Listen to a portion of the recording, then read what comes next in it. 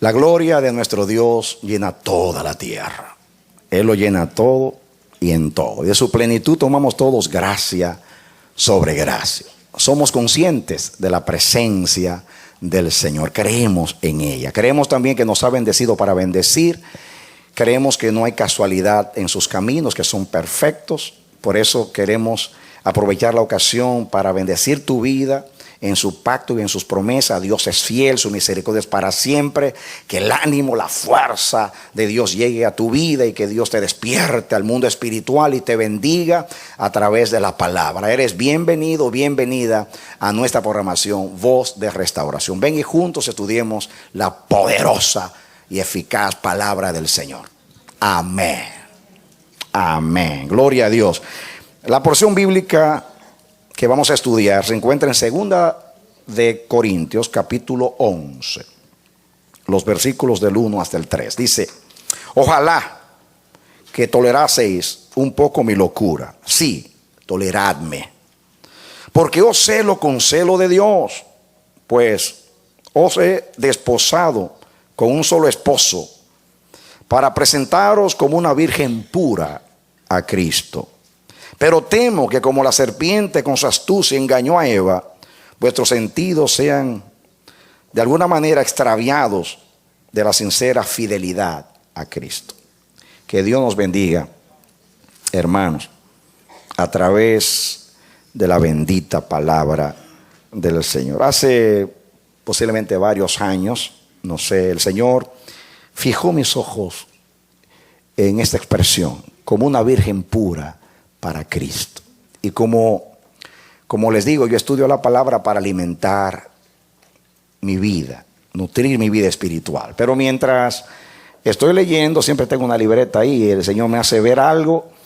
Y a veces no me da revelación, pero me dice, hay un mensaje en ese versículo.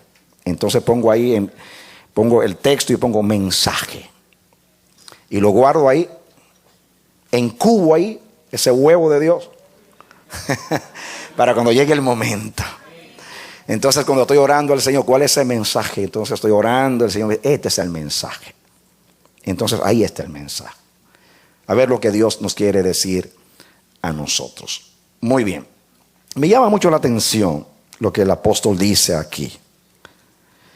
Dice aquí, porque os celo con celo de Dios, pues os he desposado con un solo esposo, para presentaros como una virgen pura para Cristo. Muy bien. Hoy la virginidad no vale nada, porque se ha perdido la vergüenza y la moral, y porque hay una rebelión histórica contra Dios y contra los valores del cristianismo o del evangelio. Por causas diversas, porque el corazón de Dios siempre ha amado al hombre y Dios ha manifestado su amor hacia los hombres. El amor más grande que Dios nos ha dado a nosotros y al mundo es lo que dice Juan 3:16: de tal manera amó Dios al mundo que dio a su Hijo. Aunque Dios ha amado al hombre, ha sido paciente con el hombre, hay una rebelión abierta contra Dios. Tenemos que confesar que la iglesia tiene parte de esa culpa, debido a que la iglesia históricamente no ha vivido en la verdad del evangelio. Siempre ha habido un pueblo íntegro y fiel que ha guardado la verdad, pero en general la iglesia ha dado un mal testimonio al mundo, especialmente cuando a la iglesia se le ha dado a administrar poder político, se ha corrompido. Entonces hay una adversión hacia el cristianismo y cada día se multiplica eso. Vemos constantemente que hasta hay burlas. Los hombres se burlan de los valores de Dios. Con respecto a la virginidad, ya ustedes saben, como todo se ha laxado, ya los valores ya no tienen ninguna relevancia ni importancia. Muchas veces, para hacer sentir bien a los hombres y a las mujeres, les dicen eso no es nada, eso es algo viejo, obsoleto, eso son tonterías, eso no. Y dice, y se justifica de muchas maneras la fornicación. Hay un estratagema de error de Satanás de desenfrenar a los hombres para que paulatinamente, neutralizando el poder de la verdad en las vidas de los hombres, hacer que los hombres pierdan el temor a Dios. Ya la palabra pecado ya no existe, al pecado se le llama de otra manera. No se cree que hay un juicio, que hay un infierno. Aún los mismos cristianos predicadores ya no predican que hay un infierno, ni que hay un cielo. Ya la iglesia veía la venida de Cristo o el futuro como algo glorioso, como una vida no mejor, sino la vida perfecta. Hoy no. Hoy se nos habla de que hay más prosperidad aquí que allá. Y se nos hace codiciar más un tiempo de bendición aquí que lo que Cristo nos ofrece en la eternidad. Hay muchas cosas que están cambiando, mis hermanos. Y es bueno que el pueblo entendido, como dice la palabra, el pueblo entendido se esfuerza, el pueblo entendido está alerta. Cristo nos advirtió a que estemos siempre velando, constantemente, velando y orando.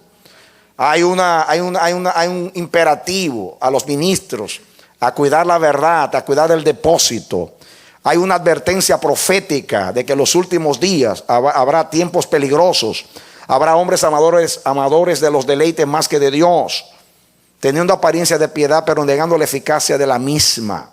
La palabra anuncia que se levantarán falsos maestros, que dejarán la verdad y se volverán a las fábulas, a los cuentos de viejas, a filosofías huecas.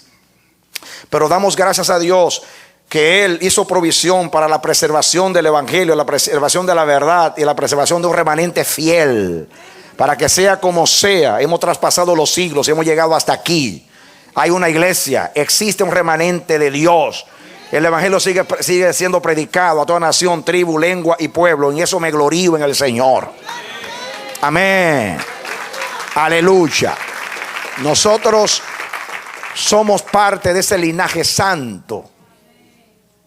Ese linaje que teme a Dios, los piadosos, los que quieren agradar a Dios. Y damos gracias a Dios, andamos en pos de eso. Andamos en pos de eso. Para los judíos, mis hermanos, la virginidad era muy importante, porque la virginidad estaba ligada al linaje. Israel era un pueblo santo. Dios le dijo a Abraham: en tu linaje, en tu descendencia serán benditas todas las familias de la tierra. En tu linaje. La virginidad, en último análisis, tiene que ver con Cristo, porque Cristo es la simiente de Abraham. Cristo es la simiente que le da un linaje redimido a Dios. Y la virginidad tiene mucho que ver con eso, y eso es lo que vamos a estudiar hoy. Quiero que ustedes me ayuden a estudiar la palabra y juntos vamos a leer. Vengan conmigo a Deuteronomio capítulo 22.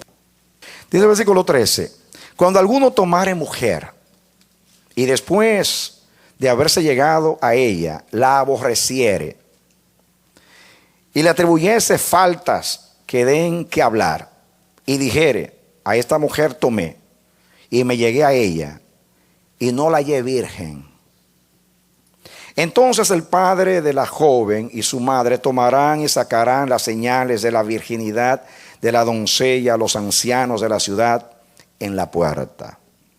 Y dirá el padre de la joven a los ancianos: yo di mi hija a este hombre por mujer, y él la aborrece.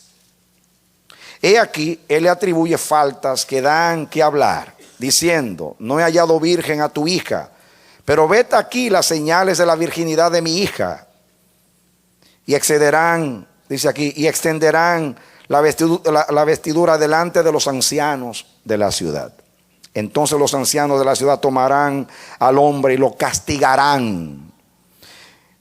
Y le multarán en 100 piezas de plata, las cuales darán al padre de la joven, por cuanto esparció mala fama sobre una virgen de Israel, y la tendrá por mujer, y no podrá despedirla en todos sus días.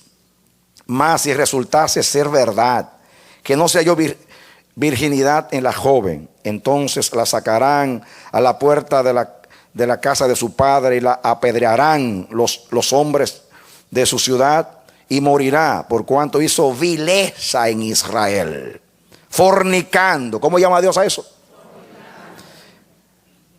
No fue porque perdió la virginidad, sino porque fornicó. Fornicando en casa de su padre. Así quitarás el mal de en medio de ti.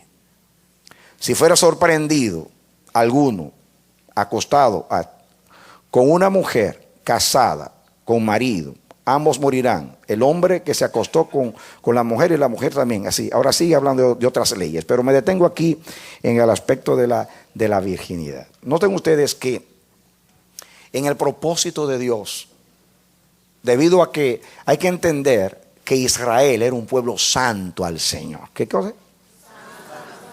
¿Recuerdan ustedes cuando hablamos de la memoria de su santidad?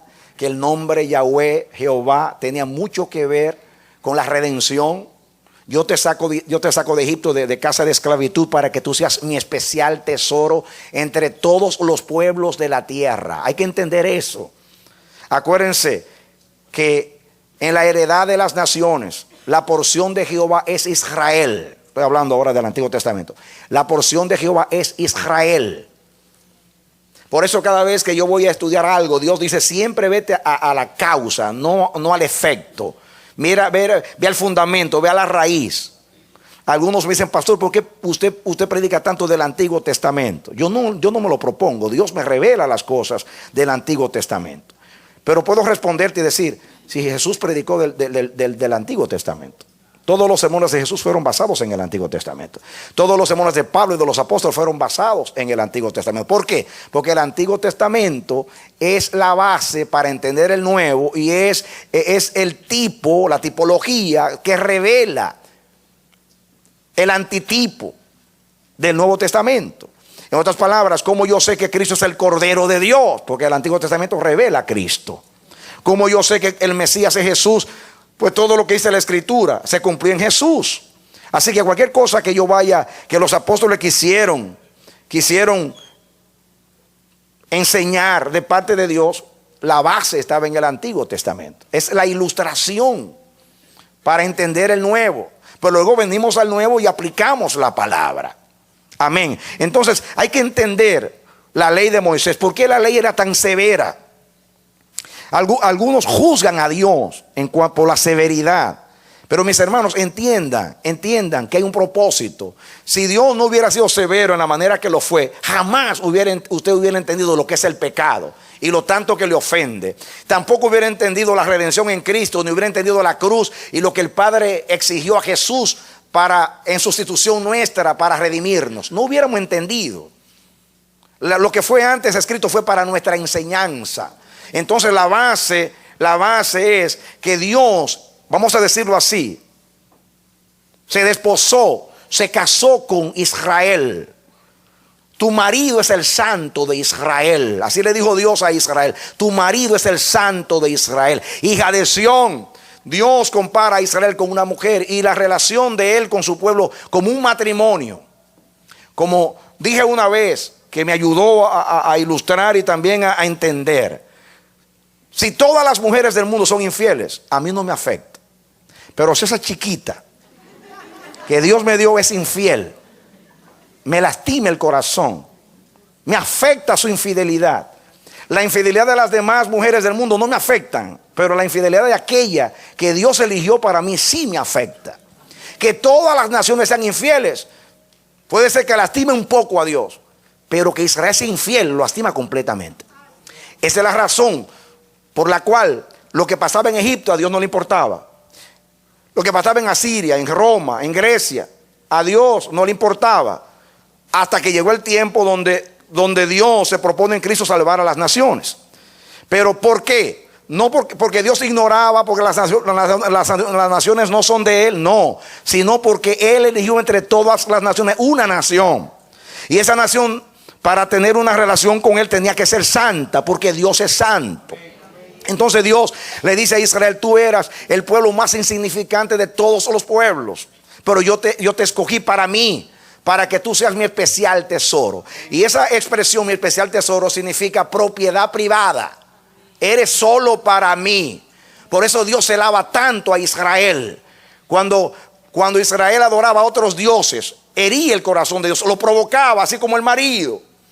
Así como el marido, ofendido por la infidelidad de su amada, se enoja, reacciona.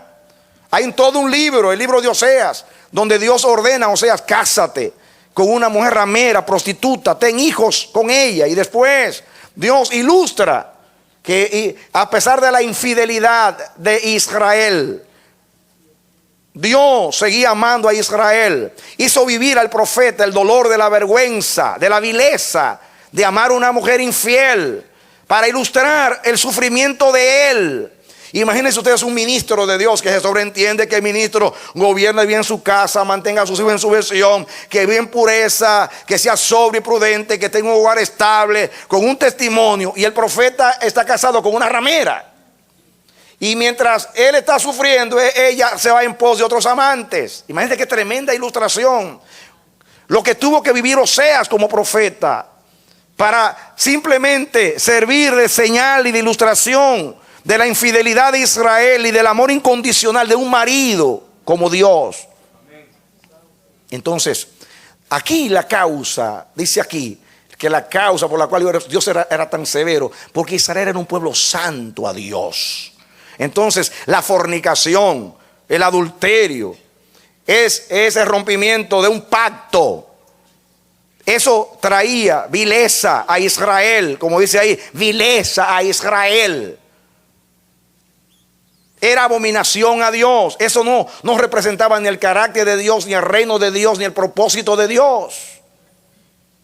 Entonces, miren ustedes aquí, mis hermanos. Yo quiero que ustedes vean aquí. Aquí hay una diferencia en Israel. Primeramente, había un contrato que es lo que sería en el tiempo moderno el compromiso matrimonial.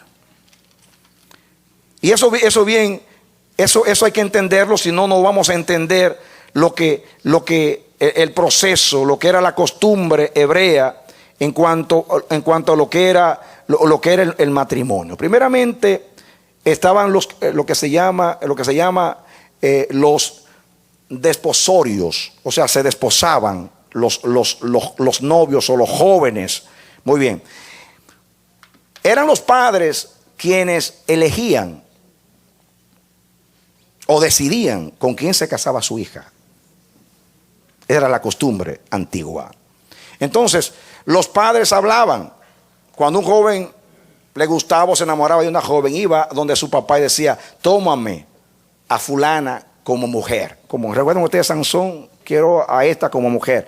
Entonces el padre, si estaba de acuerdo, el padre iba en nombre del hijo y hablaba con el padre de la joven. Se ponían de acuerdo.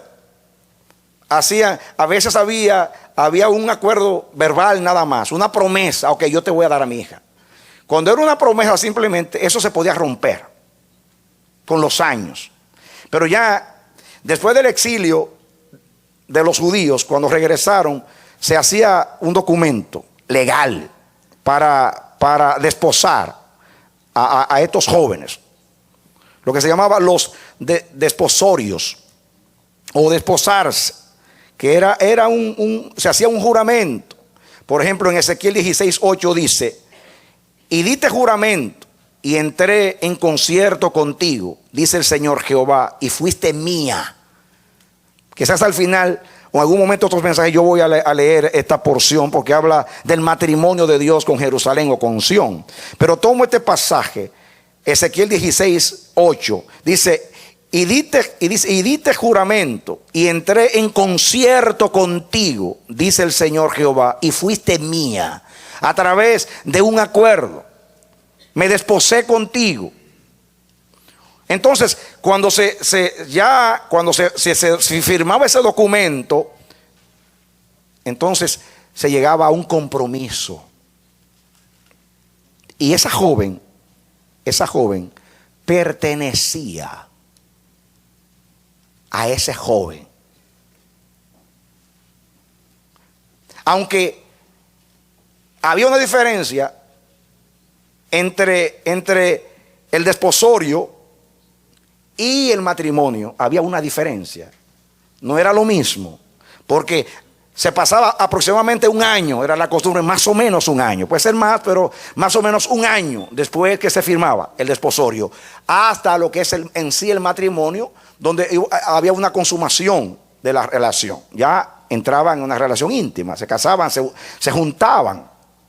Entonces, la costumbre era, firmaban el desposorio, duraba un año, el joven iba y se preparaba, y después que estaba preparado, hacían el acuerdo de venir a la casa de la novia, a buscar a la novia ya para el matrimonio. Ahí venía en sí la ceremonia, muy hermosa por cierto, que más adelante cuando hable de Cristo voy a ilustrar, porque Jesús ilustró en el Nuevo Testamento cómo fue también su relación con la iglesia. Muy bien, pero ahora me interesa que usted entienda algunas cosas.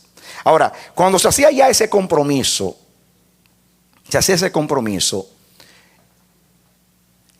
la joven pertenecía a ese joven por ese acuerdo, ese pacto que se hacía entre las dos familias.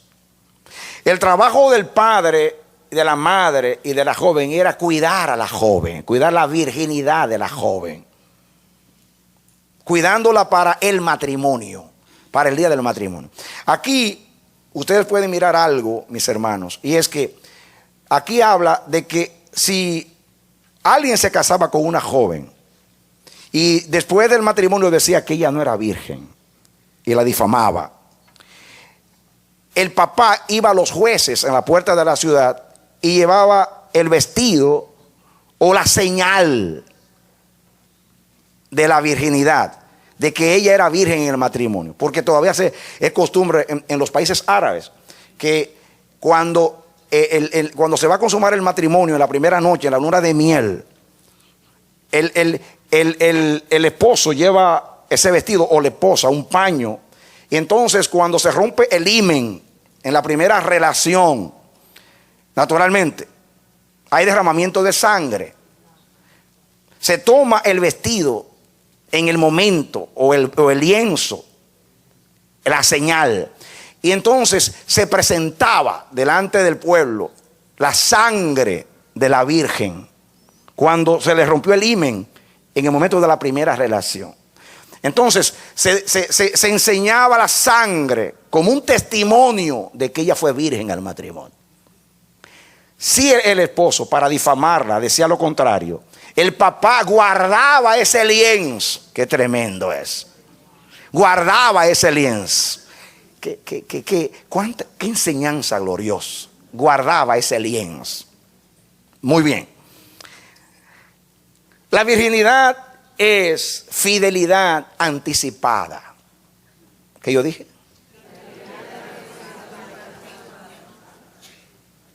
La virginidad es guardarme para el hombre que Dios eligió para mí. Es comenzar a ser fiel a Él aún antes de conocerlo. Así como dice que nosotros fuimos fieles a Cristo sin conocerlo, como dice el apóstol. Así como Isaac amó a Rebeca sin conocerla. De la misma manera, la virginidad, mis hermanos, tiene mucho que ver con el linaje. Vamos a ver más adelante, con el propósito, con el linaje, el propósito de Dios con su pueblo, la pureza. Es, en cuanto a la relación matrimonial, una lealtad, fidelidad anticipada. Es guardar mi cuerpo para entregárselo al hombre elegido por Dios. En el caso de la mujer, porque yo creo también que el hombre también debe ir virgen al matrimonio. Pero estamos hablando ahora del contexto de la mujer. Se guardaba la fidelidad anticipada. Qué hermoso es guardarme para la persona que Dios va a elegir para mí. Qué triste cuando una joven le entrega su cuerpo a un charlatán. Charlatán, qué dolor de producir una mujer que le engañan. Hay que orar por nuestras vírgenes, orar por nuestras jóvenes, llorar delante de Dios, porque hoy, como se ha laxado el asunto, como no tiene ninguna importancia, le hablan de tener una experiencia sexual. Las cosas en su tiempo, cuán buenas son, pero fuera de tiempo. Y las niñas inocentes, seducidas, engañadas, entregan su cuerpo a este que le dice: tú no me amas y tú no te entregas a mí. Y se entregan, y después la mayoría de las veces jamás se casan con ese, y tienen un recuerdo de culpabilidad y se sienten mal. Yo le di mi cuerpo a una persona que se burló de mí, que me usó, que me sedujo. Me entregué a aquel a quien yo no tenía que entregarme. Le di algo tan precioso como mi cuerpo, mi intimidad, a alguien que no fue elegido para mí, a alguien que simplemente quería pasar un buen momento conmigo, excitarse, desahogarse. Qué triste es. Ojalá que no se sientan culpables las jóvenes, porque la sangre de Cristo te limpia de todo pecado. Amén. Pero sí hablo a aquellas que todavía cuidan y han preservado su virginidad. Y hay que orar a Dios. Y los padres deben enseñar estas cosas a los hijos. Decir: mire, palabra de Dios. Dios te está cuidando, Dios te está preservando, Dios te está librando de culpabilidad, te está librando de sentirte sucia, te está librando de sentirte indigna, te está librando de no sentirse engañada ni seducida por alguien que no te respetó nunca.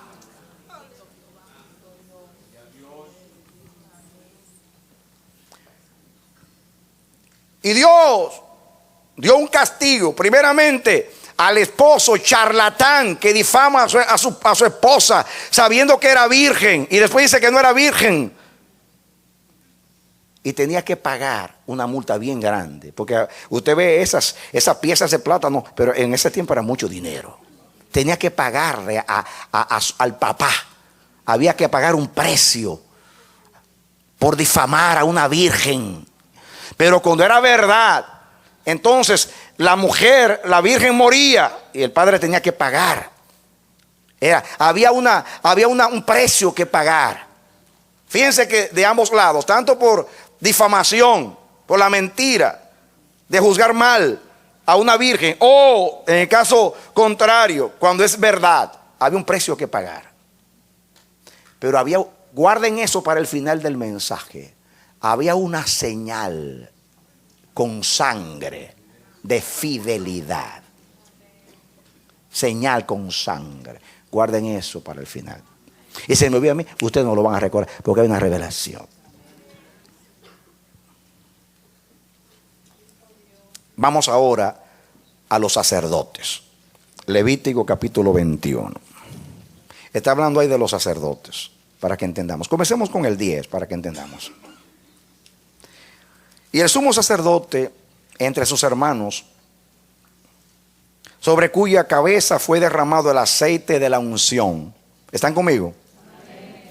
Y que fue consagrado para llevar las vestiduras, no descubrirá su cabeza, ni rasgará sus vestidos, ni entrará donde haya alguna persona muerta, ni por su padre ni por su madre se contaminará. Ni saldrá del santuario, ni profanará el santuario de su Dios, porque la consagración por el aceite de la unción de su Dios está sobre él y firma: yo Jehová. Escuchen ahora: tomará por esposa a una mujer virgen. No tomará viuda, ni repudiada, ni infame, ni ramera, sino tomará de su pueblo una virgen por mujer, para que no profane su descendencia en sus pueblos, porque yo Jehová soy el que los santifico. Y Jehová habló a Moisés diciendo: habla a Aarón y dile: ninguno de sus descendientes por sus generaciones que tenga algún defecto se acercará para ofrecer el pan de su Dios. Porque ningún varón en el cual haya defecto se acercará, varón ciego, cojo, mutilado, sobrado, o varón que tenga quebradura de pie, o rotura de mano, o jorobado, o enano, o que tenga nube en el ojo, o que tenga sarna, o empeine, o testículo magullado. Ningún varón de la descendencia del sacerdote Aarón, en el cual haya defecto, se acercará para ofrecer las ofrendas encendidas para Jehová. Hay defecto en él, no se acercará a ofrecer el pan de su Dios. Del pan de su Dios, de lo muy santo, de las cosas santificadas, podrá comer. Porque de la familia de los sacerdotes puede comer, pero no puede ministrarle a Dios. Pero no se acercará tras el velo, ni se acercará al altar, por cuanto hay defecto en él, para que no profane mi santuario, porque yo, Jehová, soy el que lo santifico. Fíjense que tiene que ver con la santidad de Dios. Ahora, hablé del sacerdote. También, ahora miren lo que dice del sacerdote, para que entienda. Versículo 6. Santos serán a su Dios, o sea, a los sacerdotes, y no profanarán el nombre de su Dios. Miren que tiene que ver con el nombre de Dios. Porque las ofrendas encendidas para Jehová y el pan de su Dios ofrecen, por tanto serán santos. Con mujer ramera, está hablando ahora del sacerdote, o infame, no se casará, ni por mujer repudiada de su marido, porque el sacerdote es santo a su Dios. Le santificarás, por tanto, pues el pan de su Dios ofrece. Santo será para ti, porque santo soy yo, Jehová, que os santifico. Y ahí sigue hablando. Y después habla, naturalmente, en el caso del sumo sacerdote. Fíjense que a los sacerdotes se le prohíbe casarse con una mujer repudiada. Una mujer, como dice ahí, hay una lista: repudiada, miren, infame, ramera. No se podía casar con un sacerdote, se podía casar con una viuda. Una mujer que su marido había muerto, se podía casar con una viuda. Pero el sumo sacerdote no se podía casar ni siquiera con una viuda. Tenía que ser con una mujer virgen. Atención.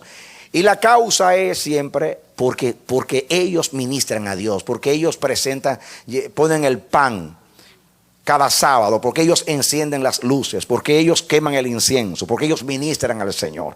Y Dios es santo, ¿verdad? Fíjense que tiene que ver su matrimonio, su relación matrimonial, tiene que ver con su ministerio. En el Nuevo Testamento lo dice de otra manera: si alguno anhela obispado, ministerio, buena obra desea, pero es necesario que gobierne bien su casa, mantenga a los hijos en sujeción con toda honestidad, que sea decoroso, que sea decente, que sea sobrio, que tenga un buen testimonio de los demás, que no sea un neófito, etcétera, etcétera, etcétera, etcétera. Marido de una sola mujer, dice en el Nuevo Testamento. Ahora, a mí me llama la atención aquí que a los sacerdotes se les pide lo mismo, con una excepción: que podían casarse con una viuda. En el caso del sumo sacerdote, tenía que ser con una virgen, una doncella virgen, que nunca haya conocido varón.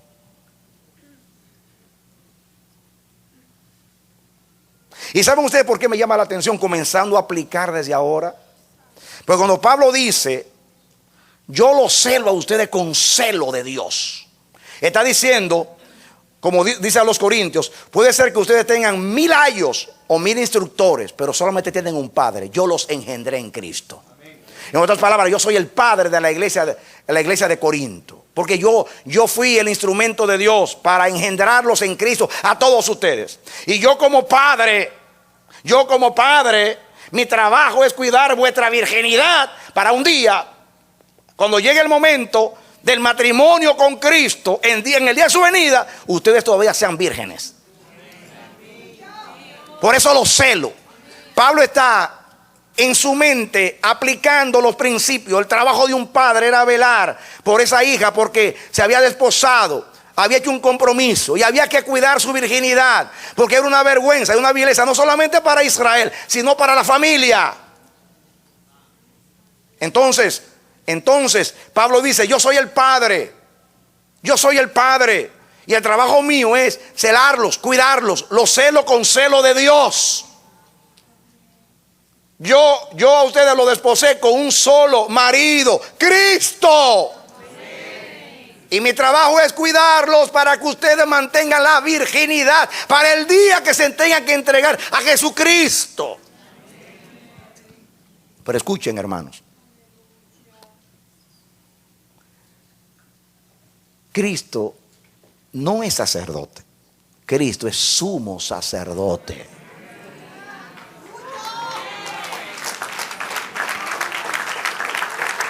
Los sacerdotes se podían casar. No se podían casar con una mujer repudiada o ramera, pero podían casarse con una viuda. Pero el sumo sacerdote no tenía que ser una mujer que todavía nunca había conocido varón. Cristo se merece una virgen. Primeramente porque vivió 33 años en la tierra y nunca tuvo relación con una mujer. Cristo fue cordero sin mancha y sin contaminación. En otras palabras, Él mantuvo su virginidad, porque en lo natural nunca se casó y espiritualmente fue tentado en todo, pero sin pecado. Así que Cristo mantuvo su virginidad para el día que venga en las nubes del cielo, y cuando se case con la iglesia, decirle: yo fui puro, tú tienes también que ser pura conmigo.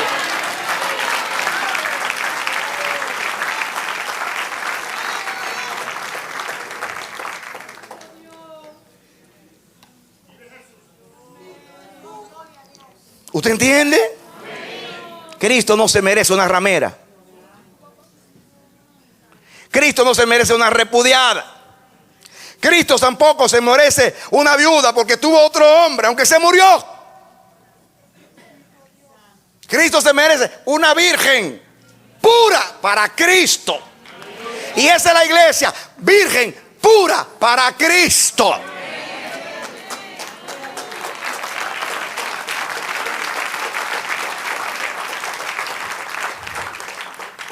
¿Usted entiende eso? La palabra virgen significa literalmente lo que dice ahí ese versículo. El versículo 13: tomará una virgen en su integridad. Literalmente, tomará una virgen en su integridad. Íntegro es completo, entero. Una mujer completa. La iglesia está completa en Cristo, no le falta nada. Redimida, sus pecados fueron perdonados, fue limpiada por la sangre de Cristo. Íntegra significa que no le falta nada, una completa. Y cuando se pierde la virginidad, ya no está completa. Ya no está completa. Y aunque el himen es una membrana tan ínfima, representa mucho.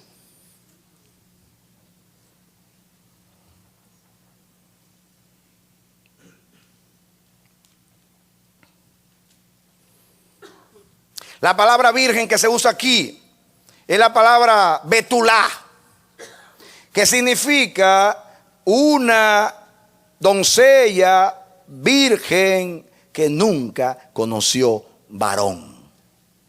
¿Qué significa betulá? Una virgen, una doncella, una joven que nunca conoció varón.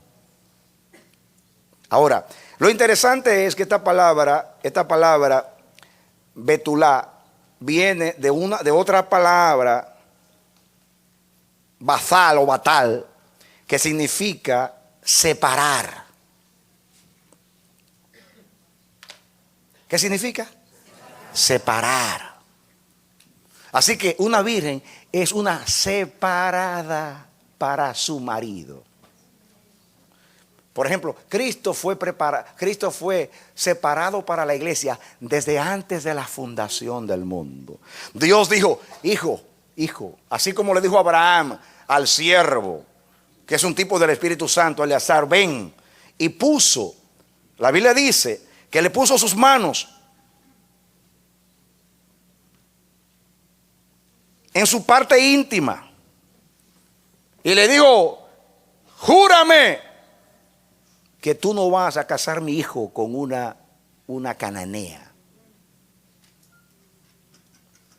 Y ahí cuando dice le puso la mano en el muslo, está hablando de sus genitales. Abraham puso a sus hijos a poner la mano en sus genitales y jurarle que él no iba a tomar una mujer cananea, porque el linaje tenía que ser santo. Y lo manda a buscar una doncella que no había conocido varón, una Betulá, que no había conocido varón, para traérsela a Isaac. Así desde antes de la fundación del mundo, Cristo como esposo, Dios le dijo a Jesús, yo tengo esposa para ti. Qué tremendo. Y Jesús dijo, ¿será una serafín? No. ¿Será una querubina? No. ¿Será una ángela? No. Va a ser una hija de Adán, redimida por ti mismo. ¡Aleluya! Amén. Gloria a Dios. Amén. Por eso Isaías 53 habla de algo que parece irónico. ¿Qué fue? Dice Isaías, ciertamente llevó él nuestros pecados, el castigo de nuestra paz fue sobre él, y por sus llagas fuimos sanados. Y dice Isaías, murió, y su generación, ¿quién la contará? Su generación, ¿quién la contará? Porque cortado fue de su pueblo. En otras palabras, maldito el judío que moría sin linaje. Isaías 53, hablando de Jesús y de sus padecimientos en la cruz, dice, y dice la palabra que dice, su linaje, ¿quién lo contará? Porque cortado fue. A los 33 años fue muerto, sin linaje, porque no se casó. Era un maldito en Israel. Pero después termina diciendo, verá linaje y se alegrará su alma, porque la voluntad de Jehová fue prosperada en él. ¿Saben por qué? Porque estando muriendo en la cruz como un maldito sin descendencia, escuchó una voz del primer convertido del evangelio que le dijo, Señor, asegúrame que yo estaré contigo en el paraíso. Y le dijo, te aseguro que tú eres la primicia de mi redención, y contigo comienza la iglesia. ¡Aleluya! Amén.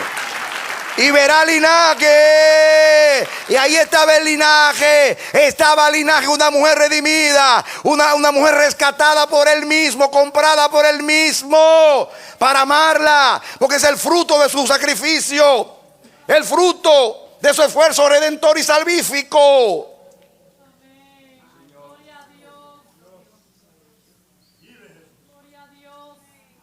Tú mismo la salvarás. Tú mismo la vas a comprar con tu sangre y será tu amada, y con ella te casaré. Y Cristo se mantuvo puro desde la eternidad, guardado para la iglesia. Como sumo sacerdote, merece una separada. La iglesia, la verdadera iglesia, no la ramera de Babilonia, porque hay una iglesia dentro de la iglesia que es una ramera. Hay una iglesia dentro de la iglesia que es una ramera, fornicaria.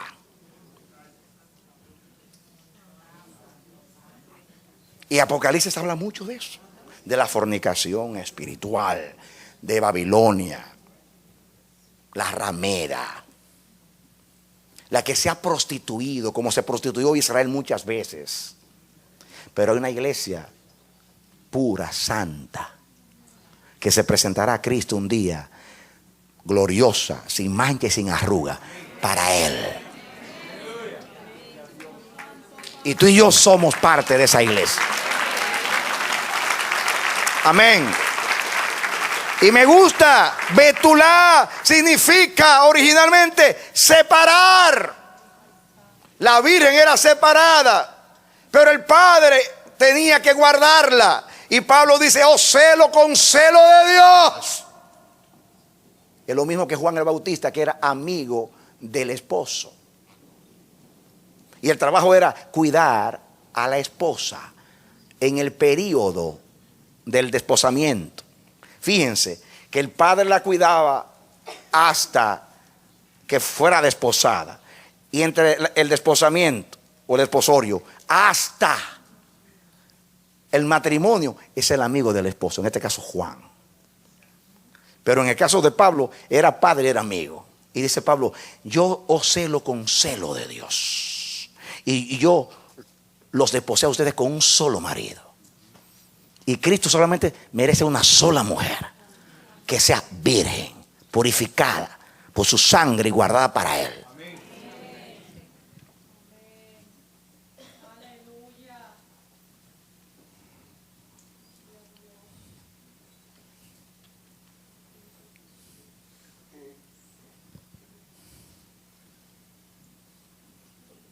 Hay otra palabra que se usa en hebreo para virgen, es la palabra alma. Hay una controversia muy grande con respecto a estas dos palabras cuando se aplica a María. Porque esta es la palabra que usa Isaías cuando dice una virgen parirá una virgen dará a luz un hijo. Pero yo no me quiero meter en eso ahora mismo. Pero la palabra alma es una mujer soltera en edad de casarse. A veces se usa para una virgen que no... Por ejemplo, con Rebeca son la palabra Betulá, pero se usó alma también, porque era una doncella. Aunque también era Betulá, porque nunca había tocado varón. Era alma porque era una doncella y era soltera. Pero esta palabra alma significa algo que se guarda fuera de la vista. Una doncella, diga conmigo, una doncella es algo que se guarda fuera de la vista.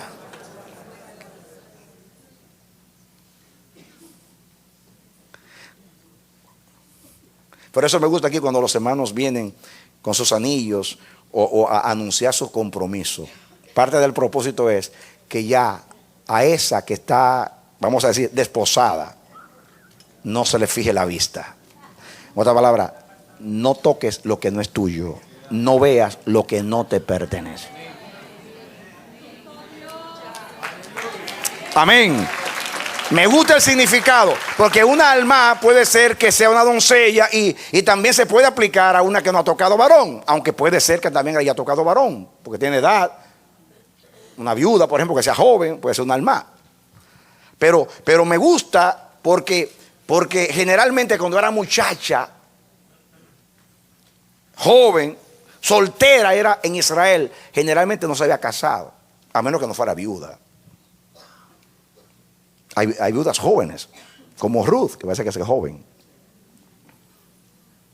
Pero me llama la atención algo que se guarda fuera de la vista. Noten ustedes la palabra que se guarda.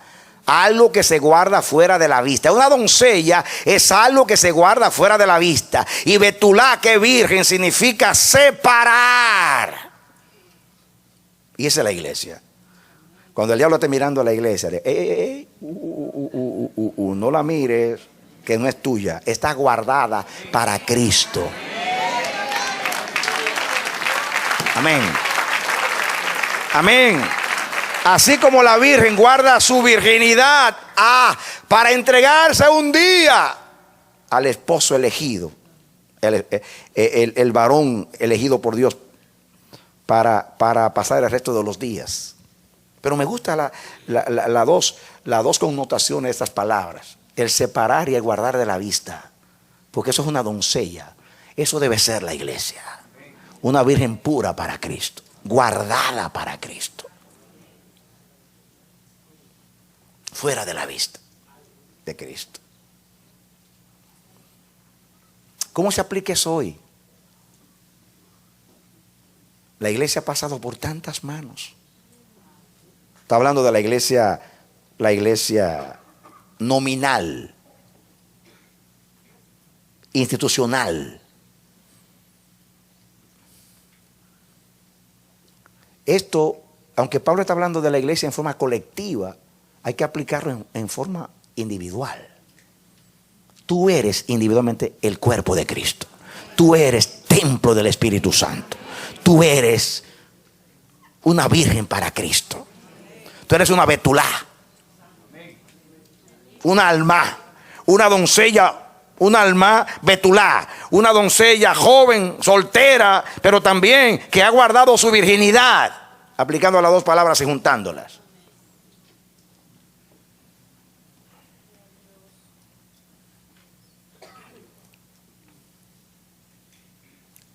Cuando yo aconsejo a las hermanas y a los jóvenes también, de cuidarse para el esposo, el guardarse es un proceso. Los seductores, como la serpiente, cuando van a seducir, vienen con sus galanteos. ¿Han visto una serpiente? Como se prepara y dura prudentemente mucho tiempo esperando su momento ahí. ¿Han visto ustedes también a los leones y depredadores cómo se paran ahí contigo así, esperando su momento? Así entra el jefe tuyo allá. Qué linda tú te ves hoy. La mujer astuta le dice: párese un momentito. Usted no tiene el derecho a hablar de mi aspecto físico. Solamente hay un hombre que tiene que verme hermosa, porque para él solamente yo me he visto y es mi esposo. Entonces, no, pero yo no te he ofendido, todo lo contrario. Dice: no. Conozco ese truco. Por favor, no trate. Párese ahí. Yo no le he dado derecho a usted. No me falte respeto. No me falte respeto. Pare ahí, pare ahí. Yo no estoy para usted. Yo soy guardado para que me vea el que me tiene que ver. Aunque el esposo no le diga nada. Es que mi esposo es tan frío que no me dice nada. Yo me le pongo así y ni así me ve. No importa. No importa. Aunque mi esposo no me ve, no estoy en una vitrina para los demás. Soy betulá y alma.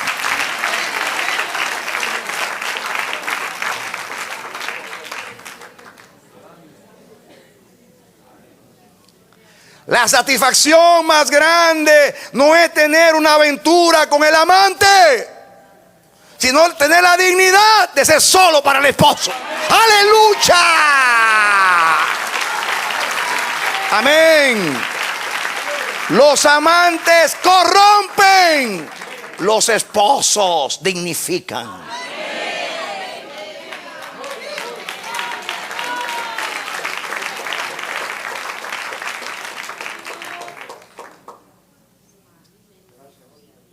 El pecado está a la puerta.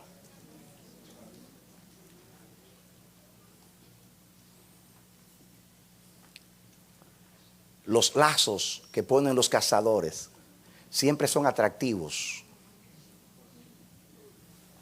El pez, cuando muerde el anzuelo, es porque le pusieron una carnada que puede ser cualquier cosa, un insecto, un pedazo de carne. Y él sabe que voy a morder y voy a pasar un momento de placer.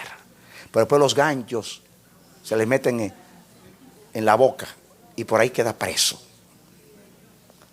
Las aves, los cazadores de aves tienen una manera también de poner algo atractivo.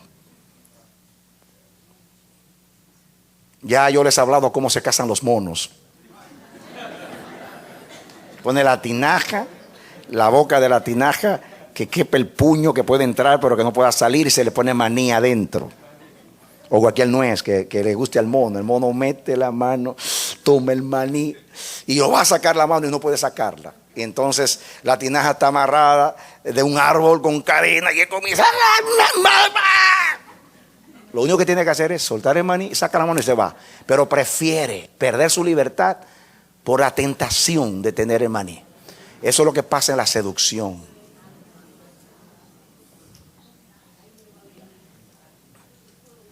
Es como Santa Visa.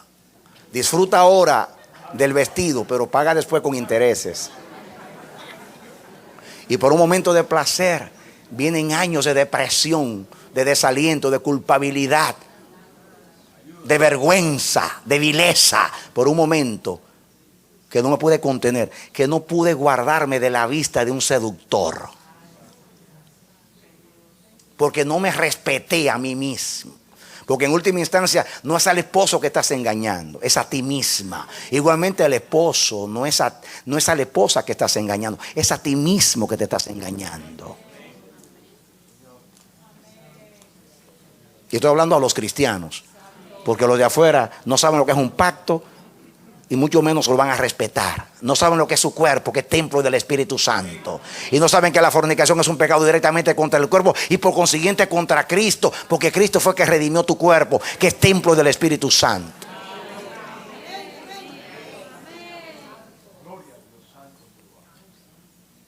Entonces, más allá de que pecado y perdóname. Por eso Pablo, cuando habla de la fornicación, habla de que se junta con una ramera, se hace uno con ella y pasa la vida entera llevando las ataduras a esa ramera. Aunque Cristo lo perdone y lo redima, sigue con las ataduras de la ramera porque entregó su cuerpo. Y hay un misterio en el cuerpo, hay un misterio en el cuerpo.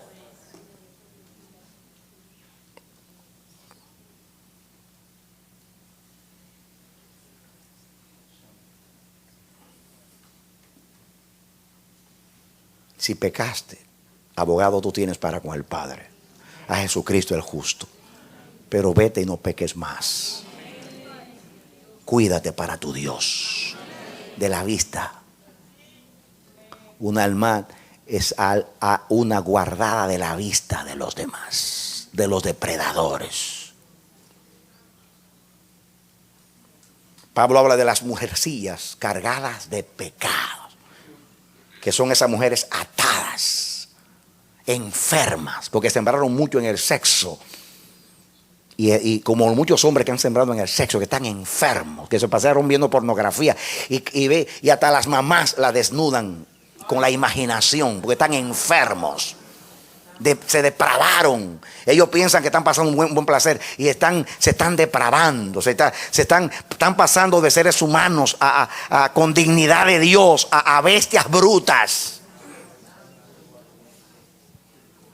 Que eso es lo que dice Pablo cuando habla del pecado universal de los hombres.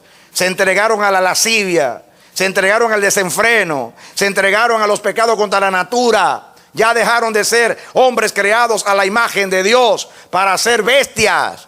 Y como hoy se considera al hombre un animal pensante, pues no importa. Pero nosotros sabemos. Dígale al científico, tú vienes del mono, yo nací de Dios. Tú vienes del mono, yo nací de Dios. Amén. Es Dios que da la dignidad al hombre.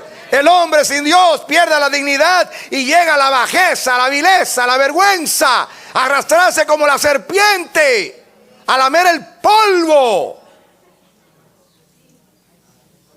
Y la iglesia, y yo hablo individualmente de la fornicación para que usted entienda el aspecto espiritual de la iglesia. ¿Cuántos depredadores andan por ahí tratando, como la serpiente engañó a Eva, de seducirte para quitarte la virginidad, para que tú no seas pura para Cristo?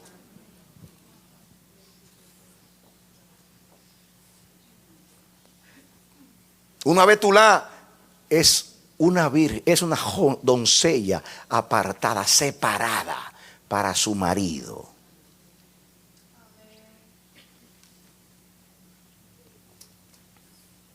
Hay que cuidar a las jóvenes. Los padres, los maestros, cuiden a las doncellas para que no haya vileza en la iglesia. Es triste ver a niñas, 9 años, perder su virginidad, 10 años, 11 años, 12 años. Qué triste aquello, qué vergüenza tan grande. Y sin embargo eso no es nada. O sea, hasta se promulgan leyes para defender eso. Se distribuyen anticonceptivos. Se promueve la promiscuidad. Esa es la generación. Pero la iglesia, no solamente la profeta para parar eso como la luz del mundo y la sal de la tierra, sino por el testimonio de mantenerse pura. El mayor testimonio a favor del evangelio es una vida semejante a la de Cristo. Es una vida en armonía con la ley del espíritu de vida en Cristo Jesús.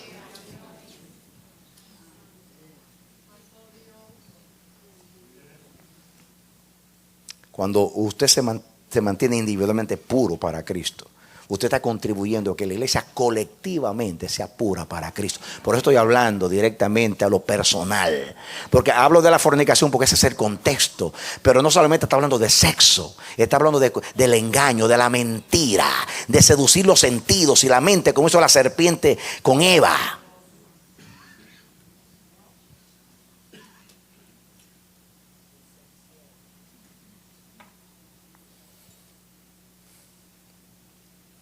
¿Cómo se siente una doncella que por seducción dio su cuerpo a un charlatán que la usó y se burló de ella y después está riendo? ¿Saben cómo hacen los jóvenes? Si supieran las jóvenes lo que hacen ellos después. Me tiré a fulana. Ya tengo 5 en lista. Así hablan los jóvenes. Esa es la conversación de los jóvenes. Ya me la tiré. Ya la pesqué. Se burlan de ella. Y ellas inocentes, ilusionadas, como tontas, imbéciles. Pero ¿dónde está la palabra? ¿Y saben por qué? Porque los jóvenes, como digo yo, si los jóvenes supieran y los viejos pudieran. Porque los jóvenes se rebelan contra los padres porque no saben que los padres los aman y los están cuidando. ¿Cómo se le mete a un joven que el mejor amigo, la mejor amiga es la mamá y el papá, que ya pasaron por esa edad y que muchas veces fueron engañados y ahora quieren librarlos, pero no lo saben? Así pasa con la iglesia. Dios manda al Espíritu Santo, los predicadores y los hombres verdaderos apóstoles como Pablo, con celo de Dios cuidándote y detrás de ti exhortándote y detrás de ti mostrándote el camino, y tú con rebelión no te dejas cuidar. Y después cuando viene fracasado viene a llorar en el pecho de tus padres espirituales porque no quisiste escuchar el consejo de Dios. Déjate cuidar. Déjate cuidar. Tus verdaderos amigos no son los que te halagan, sino aquellos que te dicen la verdad y te invitan a la corrección. Son los que te celan con celo de Dios. Los verdaderos apóstoles de Jesucristo, no los charlatanes que andan detrás de tu dinero, o detrás de tu halago, o detrás de tu aceptación.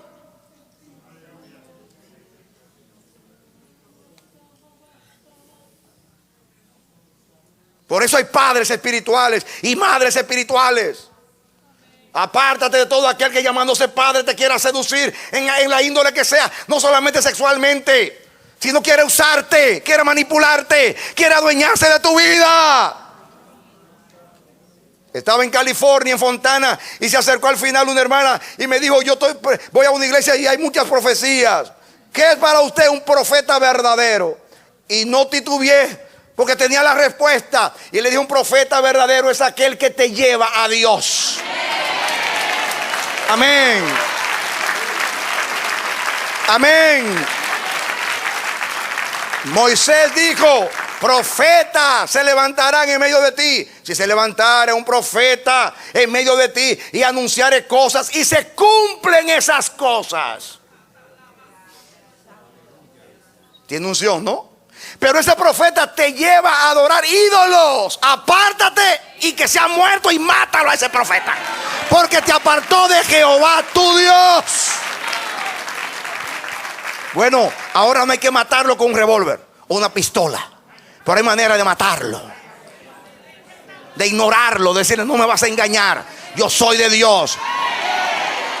Yo tengo mis sentidos, no como Eva, seducidos, sino que tengo mis sentidos ejercitados en la verdad de Dios.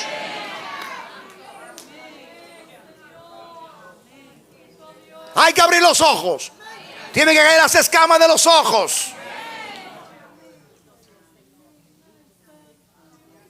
Pero tristemente vamos en pos de los que nos engañan, de los que nos seducen, de los que nos dicen cosas bonitas. Así como las trampas y los lazos del diablo tienen atractivos.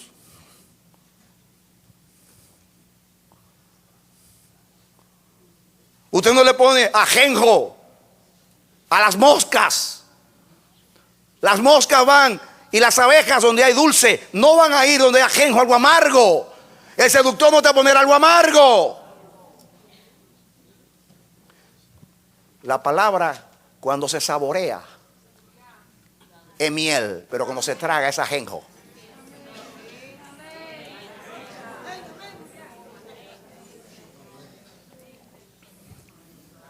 La palabra es miel, porque en ella es revelación, pero es ajenjo, porque va en contra de tu naturaleza y es amarga para ti, pero te aprovecha. Te hace crecer en Dios. El que te va a seducir te pone cosas lindas. Es que él se preocupa por mí, siempre me está llamando. Cuando tengo un problema lo llamo y ahí está. Claro, el asunto es dónde te quiere llevar. ¿Dónde te quiere llevar? El seductor, como el cazador, tiene paciencia, esperando el momento para engañarte. El diablo fue a Jesús en el día 40 del ayuno, no en el segundo día. Cuando tenía hambre, vino el tentador. Y el diablo, y así son los seductores. Ellos ven tu necesidad. Como Absalón se ponía en la puerta. ¿Quién me diera ser juez de esta nación? Porque el rey está muy ocupado. Pero yo tengo tiempo para ustedes, para vosotros. Y te ofrece, te cuida, te llama, se interesa por ti. Pero, y después. Y después, ¿qué hace el seductor contigo? El único que te ama y no procura nada de ti, sino tu bien, es el Señor Jesucristo, el esposo, para quien tú debes preservarte y guardarte pura para Cristo. Amén. Los verdaderos padres no solamente dan amor y comprensión, dan dirección. Ese es el camino, andad por él. Te va a costar, te va a costar. ¿Acaso es fácil para una virgen en un ambiente como este, que se promueve el sexo? Alguien entró a una cantina y dijo: ¿qué hora es? What time is it? Y alguien dijo: sex o'clock.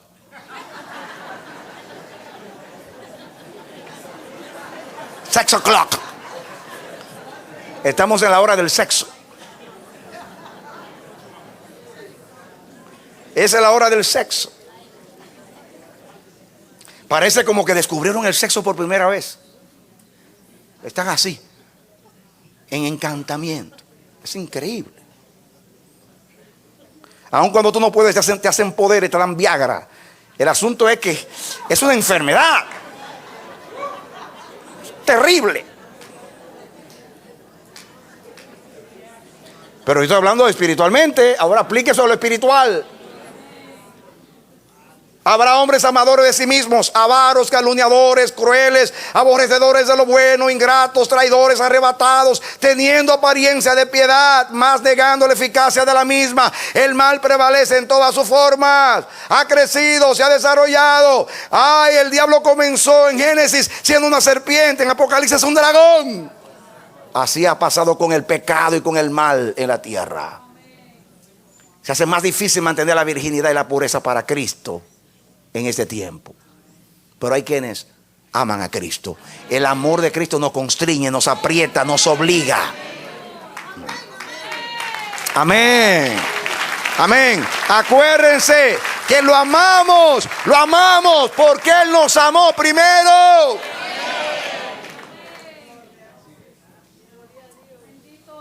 No vale la pena mantenernos puros para Él, sin contaminarnos. Sin contaminarnos. La palabra virgen en el griego es la palabra partenos, que significa virgen, célibe.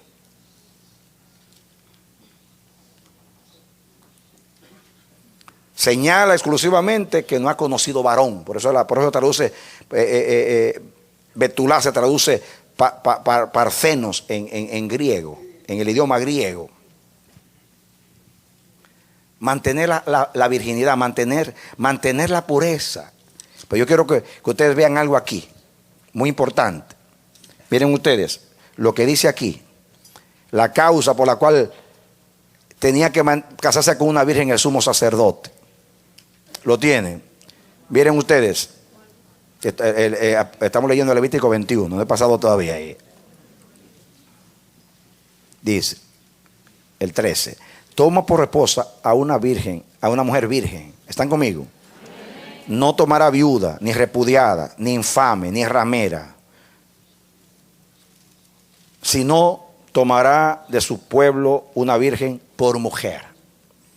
Y Jehová habló a Moisés diciendo, dice aquí, el 15, para que no profane su descendencia en sus pueblos, porque yo, Jehová, soy el que los santifico. Noten ustedes, para que no profane su descendencia en sus pueblos. Ahí está la razón. Según Dios, casarse con una repudiada, aún viuda, que ya haya conocido otro varón, aunque fuera un matrimonio legal, según Dios, profana la descendencia del sumo sacerdote. En este caso, Cristo, que es el sumo sacerdote.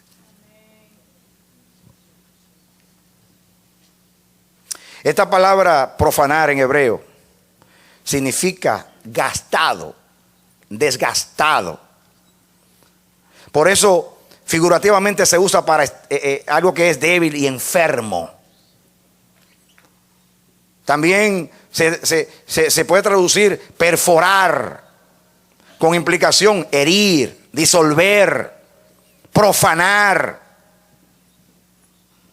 Por eso se puede traducir y se traduce envilecer, amancillar, contaminar, degradar, deshonrar.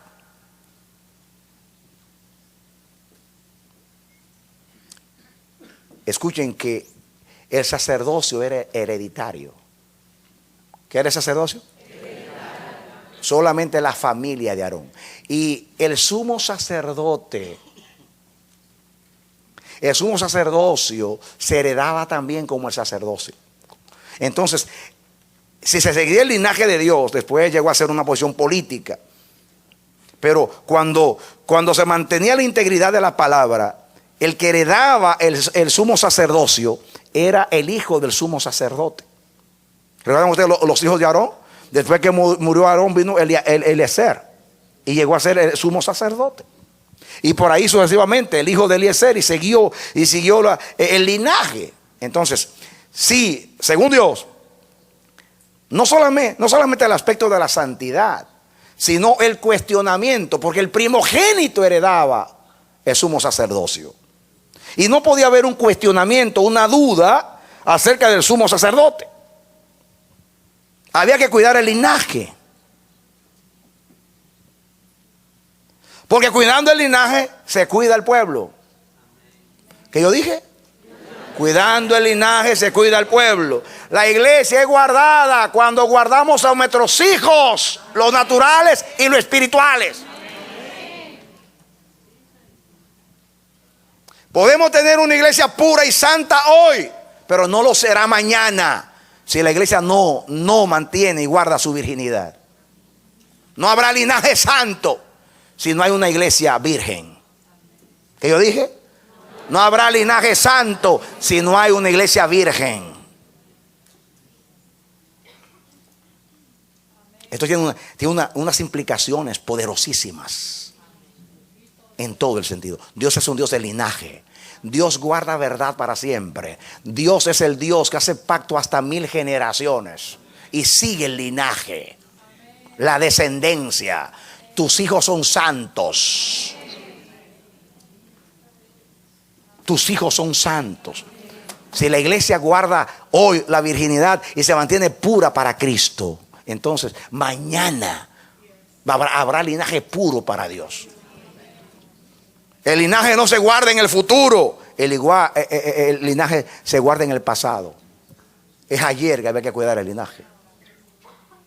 Y si no lo hicimos ayer, cuidémoslo hoy, para que mañana haya descendencia santa para Dios. Un aplauso al Señor. No solamente piensen en los hijos naturales, piensen en los hijos espirituales. Piensen en la iglesia en sí, colectivamente.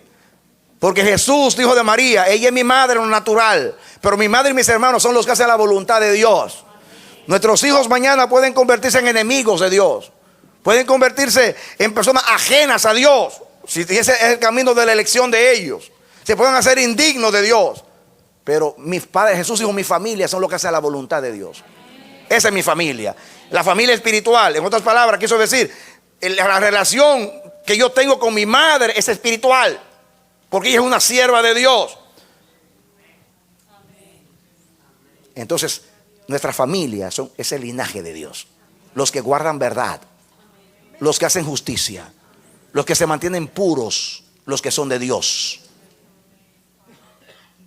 Y no estoy excluyendo a los hijos naturales, estoy diciendo por si acaso, como dijo Jesús, no quieren ser familia. La iglesia es una familia. ¿Cuántas veces estamos? Por eso Pablo inclusive dice que si alguna hermana tiene a un esposo inconverso, él es santificado por la fe de ella. Porque si no, tus hijos fueran bastardos, o fueran impuros, o fueran inmundos. Un solo cristiano en una casa santifica la casa.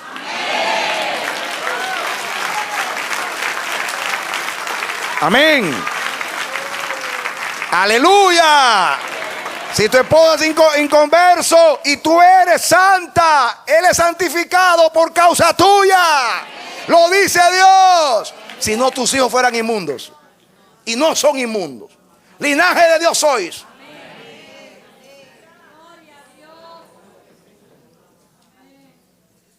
Pero el amor de Cristo nos constriñe. El amor de Cristo es lo que nos motiva a nosotros a mantener nuestra pureza y nuestra lealtad a Cristo. Usted puede cansarse de hacer seminarios, como hoy se hacen muchos seminarios, pero más bien es para conseguir dinero y mucho activismo, pero sin propósito y sin edificación. Igualmente hay muchas actividades para los jóvenes. ¿A qué se apela? Usted puede venir con filosofías a tratar de convencer a los jóvenes. Hay muchas cosas que puede usted usar para persuadir a un joven que mantenga su virginidad. Como se usan muchos métodos hoy para lograr fines. Yo tengo 35 años como pastor y como 43 sirviéndole al Señor. Tengo una bendición, que Dios me salvó a los 16 años. Fui virgen al matrimonio, pero fui virgen para Dios también, porque no me contaminé. Me bauticé un sábado y el viernes estaba en el púlpito ya. 5 días después estaba en el púlpito, en la sociedad de los jóvenes. Y de ahí en adelante no paré de estar con los jóvenes. Conozco a los jóvenes. Cuando yo fui pastor, los primeros 7 años donde yo estaba, cada sábado estaba yo con los jóvenes, jugando baloncesto, jugando esto y haciendo actividades con ellos. Fui como si fuera una iglesia pequeña, yo me involucraba con ellos. Así que conocí lo que fui joven, estuve joven en la iglesia y vi y trabajé con jóvenes Y por años, cuando íbamos a los campamentos, donde yo estaba en la denominación, tenía un lugar de retiro, a como a 2 horas de aquí. Y en el verano iban todas las iglesias de todas las etnias, o todos los grupos étnicos. Y los latinos iban varias semanas. Y a los pastores allá iban multitudes de hermanos, eran cientos de hermanos. Cada semana venían otros. Y nosotros los pastores servíamos. Y saben ustedes, por años yo servía a los jóvenes. Yo era el que ministraba a los jóvenes de 12, 13, 14, 15, 16 años. Todos los años me tocaban ellos a mí. Ya me esperaban. Cuando yo salí de allí y me dijeron que los jóvenes lloraron ese día que yo no, ese verano que yo no fui porque ya estaba fuera de la denominación. Te estoy diciendo esto para decir, yo trabajé con jóvenes. Para mí es un reto hablarle a un joven. Algunos que me ven muy elevado piensan que yo fui director de jóvenes, yo fui pastor de jóvenes. Por años yo sé lo que piensa un joven. Aunque ya yo no estoy en esa dimensión. Estoy ahora en otras cosas, porque Dios me lleva así. Yo fui evangelista y no soy evangelista, porque Dios me pasó por el atrio para llevarme donde estoy. Pero escúchenme, estoy diciendo esto no para hablar de mí, es para decir algo bien importante. Es para decir lo siguiente. Después de conocer tanto la manera de los jóvenes, inclusive yo daba charlas a los jóvenes acerca de la edad de la adolescencia. Yo me hice especialista dando charlas acerca de la adolescencia, cómo piensa un joven.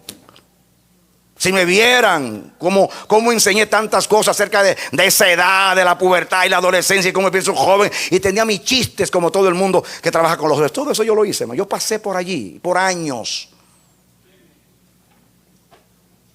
Cuando estoy frente a los jóvenes ministrando, me siento desarmado. Y no porque no tenga argumento, sino porque sé que todo argumento que usted representa a los jóvenes puede convencer su razón, pero nunca cambiar su corazón. Usted lo puede persuadir con estadística, con cuentos, con la tecnología y ponerlo así, con cuentecitos y chistes. Pero si usted no logra cambiar el corazón, no logra nada en ellos. Y cuando yo estoy frente a ellos me dice Dios, lo mismo que pasó contigo es lo que tiene que pasar con ellos. Que se conviertan a Jesucristo. Amén. Amén. Amén. Yo fui joven y fui tentado, muy tentado. Yo no fui virgen al matrimonio porque no tuve oportunidad, sino porque la gracia me cuidó y el temor de Dios me puso freno. Pues cuando estaba frente a la tentación, venía el Espíritu y me decía, tú eres de Cristo. Y el amor de Cristo, el temor a Cristo, lo mismo que es la motivación de un verdadero cristiano, me motivó a mí a no contaminarme. Yo quiero decirte que yo estaba en un barrio donde mis amigos eran hijos de prostitutas, de mujeres que tenían negocios de prostitución. Yo quiero decirte que muchas veces yo me escapaba de mi casa y me metía a jugar con los amiguitos, y las prostitutas me sentaban en las piernas y decían, qué lindos ojos tiene este niño. Así me crié yo, en ese ambiente me crié yo. Yo era adolescente, mis amigos me decían, mira, la prostituta por $2 te introducen, tú lo tienes, vamos. Y todos ellos fueron, menos yo. Así que no fue falta de oportunidad y que yo era de otro mundo. No, era el temor de Dios, el amor a Cristo. Amén, amén, amén, amén. Usted, a través de los métodos, usted puede hacer prosélitos, fans. Pero un cristiano se convierte solamente por la obra del Espíritu Santo cuando ve a Cristo colgando en el madero.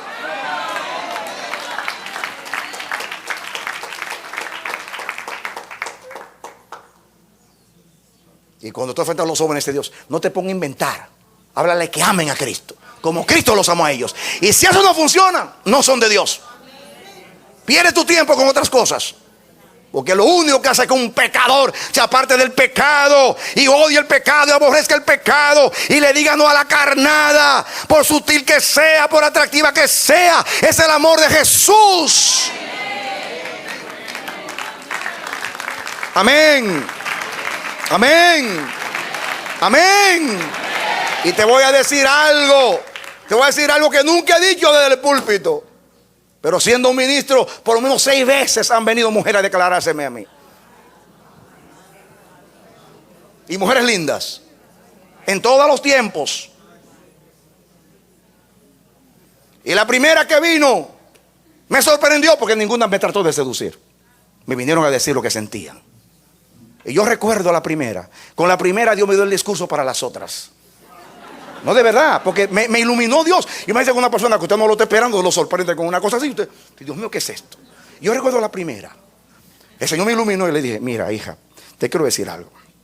Yo soy un hombre que amo a Dios, temo a Dios y le quiero servir. Mi mente no está en eso. Le dije lo primero. Lo segundo, le dije: yo tengo una mujer con quien es un pacto y la amo entrañablemente. Lo tercero que te voy a decir es: la relación tuya y mía es santa. Dios me mandó a cuidarte, no a llevarte a una cama. Y si un día fuera a pecar, porque me pongo loco, nunca lo haría con una oveja, porque respeto esa relación. Número 4, nunca debiste decirme esto. ¿Por qué? Porque dale gracias a Dios que yo soy un hombre espiritual. Si fuera un carnal, me destruye a mí, mi hogar, tu familia y a la iglesia. Y número 5, yo te entiendo, estás siendo tentada. Ve a Dios, voy a orar por ti. Y gracias a Dios, ninguna se ha ido de la iglesia porque le hablé como un padre.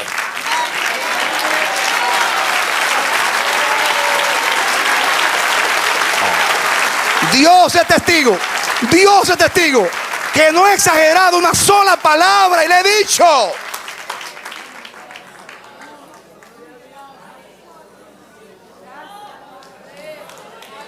Amén. Amén. No, escúchame, escúchame, escúchame. Dios sabe que no te digo esto para que me idealices. Si yo lo que hago es producir en ti admiración hacia mí, estoy pecando contra Dios y te estoy llevando al infierno. Te estoy diciendo esto para estimularte a la fe y a las buenas obras, para decir, como dijo Pablo: sed imitadores de mí como yo de Cristo.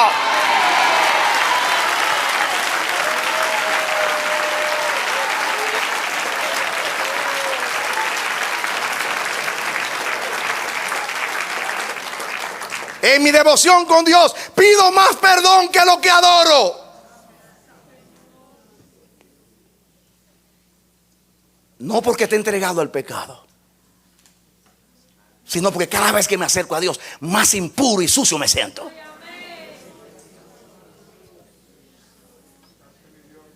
Pero el Dios del cielo me ha preservado hasta el día de hoy, porque sabe que vivo humillado, llorando en su presencia, hasta diciéndole: prométeme que tú vas a evitar que yo te falle, porque solamente tú lo puedes lograr y no yo. Y he comprobado por la palabra y la experiencia que Dios no deja caído para siempre al justo, que el que está humillado delante de él y le quiere agradar tiene respaldo y el poder de Dios.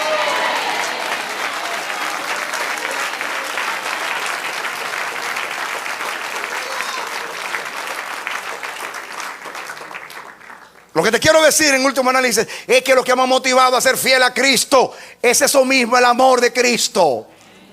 El amor de Cristo. Si eso no es la motivación, no hay otra. En la vida cristiana pueden haber muchos incentivos, pero solamente hay un motivo: el amor de Cristo me constriñe, me aprieta y me obliga. Él fue puro para mí, tengo que ser puro para Él. Él me salvó para que yo sea santo. Voy a vivir para ese propósito.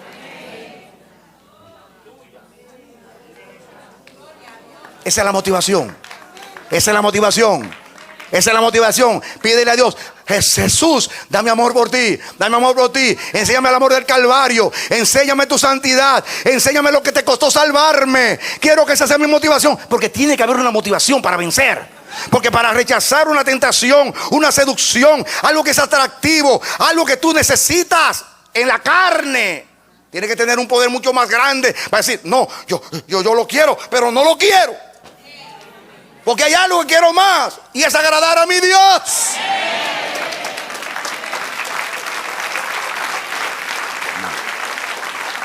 Y perdonen que he sacado cosas del archivo de la experiencia hoy, para que no piensen: ay, el pastor, pobrecito, a los 16 años se convirtió. Ay, el pastor. No. Tuve las mismas luchas que tú, los mismos problemas. Si vieran la batalla, Yo fui joven también. Y fui maduro. Igual. Pero hay algo que desde niño me preocupa, el temor a Dios. Por eso te lo predico tanto. Y pongo el ejemplo, teme a Dios, teme a Dios. Es el todo del hombre. Es lo que le pone freno al hombre, el temor a Dios. Temor a Dios. Amén. Amén. Estoy cansado de arrepentirme. Como Dios está cansado de perdonarme. Y no se ha cansado todavía, no estoy diciendo así.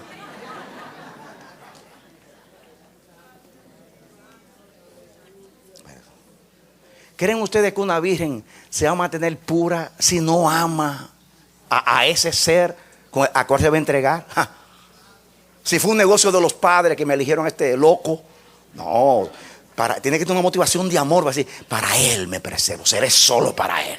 Esperaré el día, aunque pasen años, para entregarme a él, a mi amado. Tiene que haber un amor muy grande, muy fuerte. Más fuerte que la muerte es el amor. Las muchas aguas no van a poder apagar el fuego del amor. Tiene que haber amor para mantener esa. No es un contrato. Los padres me cuidan. Hicimos un contrato. No, el matrimonio no es un contrato. No es un papel. Hay un papel. Esa es la excusa de los engañadores. No es un papel. Es un compromiso. Por eso yo cuando caso a alguien siempre le hago repetir: renuncio a todos los hombres para ser solo para ti hasta que la muerte nos separe. Renuncio a todas las mujeres del mundo a que lo prometa. Usted se casa para su casa y con esa o con ese.